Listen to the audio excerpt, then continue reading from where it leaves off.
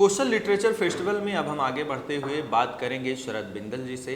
Founder director हैं और हमें बताएंगे माइथोलॉजी के बारे में और इस कार्यक्रम के जरिए जो अब आगे का उद्देश्य है, क्या इससे इसका कुछ निकल कर आएगा। सर बहुत बहुत स्वागत है आपका। धन्यवाद। बात हो रही है अवध के उत्सव की, बात हो रही है विरासत की, बात हो रही है संस्कृति की, तो फिर उन पौराणिक कथाओं का जिक्र होना जरूरी है। आप पाएंगे कि इस फेस्टिवल में 3 अलग अलग माइथोलॉजिस्ट जो कि इंडिया के नामी ग्रामी माइथोलॉजिस्ट में से हैं।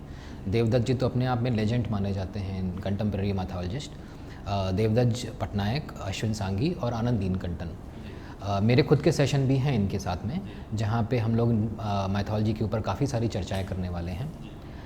एक्चुअली आप समझिए इस बात को कि mythology is very modern kind of word age of now. तो माइथोलॉजी डिपिक्ट मिथ, और मिथ के बारे में बताऊं, C.S. लुइस साहब ने एक बार कहा था, myth is a lie which conveys a hidden truth. So myth is not always a lie, it is not always a truth.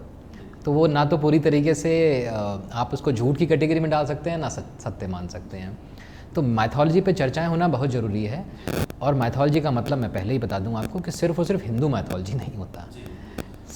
अगर आप क्रिश्चियनिटी पढ़ रहे हैं, अगर आप इस्लाम पढ़ रहे हैं, अगर आप बुद्धिज़्म पढ़ रहे हैं, तो ये सब कुछ माइथोलॉजी के अंतर्गत आता है।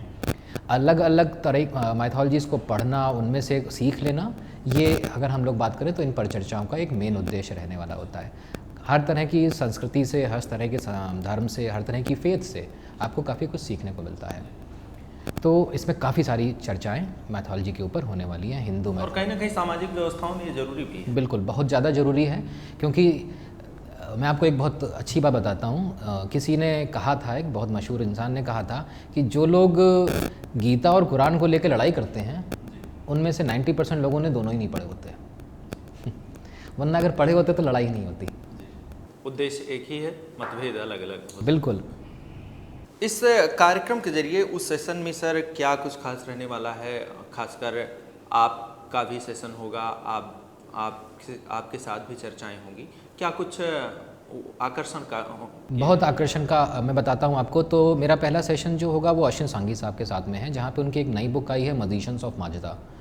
उस पर हम लोग चर्चा करने वाले हैं। फैंटास्टिक बुक है उनकी ये, जिसमें अश्विन सांघी साहब ने ज़ोरास्ट्रिज्म के ऊपर पूरी ये बुक लिखी हुई है। बहुत लोगों को पता ही नहीं है कि इंडिया के अंदर एक कम्युनिटी है, पारसी कम्युनिटी। ज़ोरास्ट्रिज्म की जो रिच हेरिटेज है वो कितनी सिमिलर है हिंदू हेरिटेज से, हिंदुज़म से, ये बुक उस बात को हाईलाइट करती है। तो बहुत ही इंटरेस्टिंग चीज़ें हम लोग गरुड़ पुराण के बारे में वहाँ पे डिस्कस करने वाले हैं। तीसरा सेशन मेरी खुद की बुक है क्लैश ऑफ सिंगुलैरिटी, जो भी माइथोलॉजिकल फिक्शन है। उस पर मालविका बनर्जी के साथ में हम लोग एक बार डिस्कशन करेंगे, माइथोलॉजिकल फिक्शन क्या होता है, और इस बारे में हम लोग चर्चा भी करने वाले हैं। तो बहुत अच्छे अच्छे इंटरेस्टिंग आपको वहाँ पे टॉपिक मिलने वाले हैं माइथोलॉजी से रिलेटेड।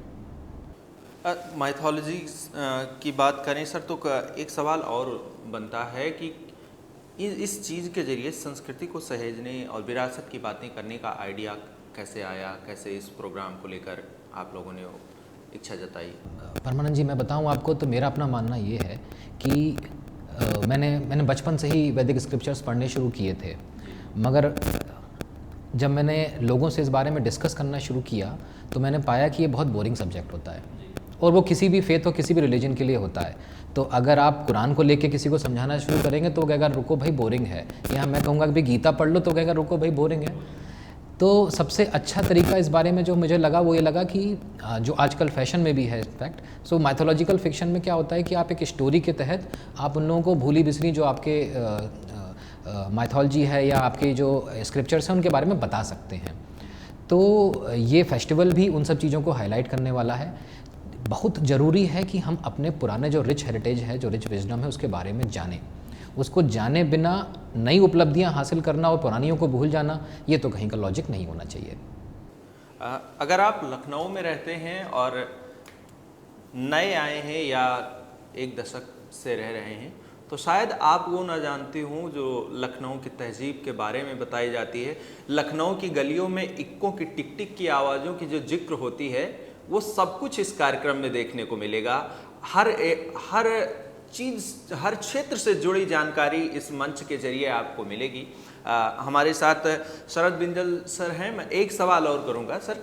एक चीज़ आता है कि हिंदुस्तान की जो सांस्कृतिक विरासत है और हिंदुस्तान की जो संस्कृति रही है, तमाम विविधताओं से भरी रही है, इसको पर्यटन के क्षेत्र में या ये कहें कि कहीं ना कहीं हम वैश्विक लेवल पर ले जाने में सफल असफल रहे हैं, आपका क्या मानना है? बहुत सफल नहीं रहे हैं परमानंद जी, ये बात बिल्कुल सच्चाई है। लेकिन ये भी फैक्ट है कि हिंदुस्तान के अंदर अगर मैं रिलीजियस या स्पिरिचुअल टूरिज्म की बात करूं तो अपार संभावनाएं हैं।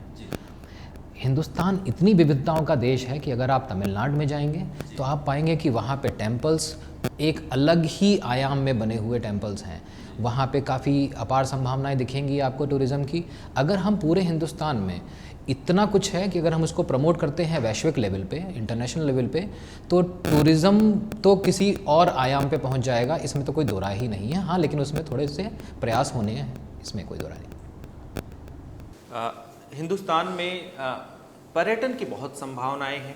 हिंदुस्तान क्या, पूरा हिंदुस्तान तमाम सांस्कृतिक विरासतों से भरा पड़ा है। हिंदुस्तान के हर कोने में कोई ना कोई वो कहानियाँ, वो किस्से मिलेंगे, वो घटनाएं, उस वक्त का जिक्र मिलेगा और ये सब कलम के जरिए एक पन्ने पर सहेजा जाता है जो साहित्यकार, कलमकार, पत्रकार करते हैं। और ये हर क्षेत्र से अपने अपने विधाओं में पारंगत लोग इस 3 दिन के कार्यक्रम में शामिल होने वाले हैं। बड़े बड़े स्टार्स इसमें आएंगे, बड़े बड़े छोटे से हर उम्र के लोग इस मंच पर अपनी चीज़ें साझा करेंगे, अपने अनुभव साझा करेंगे और 3 दिन तक लखनऊ में बहुत कुछ खास होने वाला है। तो आप लोग जरूर जुड़ सकते हैं। तो कोस्टल लिटरेचर फेस्टिवल 2022 के जरिए उत्तर प्रदेश की सांस्कृतिक विरासत, यहाँ की उस दौर की सभ्यताएं, यहाँ के साहित्यिक, नृत्य और उन कलाओं का प्रदर्शन किया जाएगा जहाँ तमाम बड़ी हस्तियाँ, हर उम्र के लोग मौजूद रहेंगे और एक मंच पर तमाम सारी चीज़ें, उन कलाओं की और उस दौर की जुड़ी जानकारी के बारे में आपको रूबरू करवाया जाएगा। मैं परमानंद पांडे, आप देख रहे थे आज की खबर।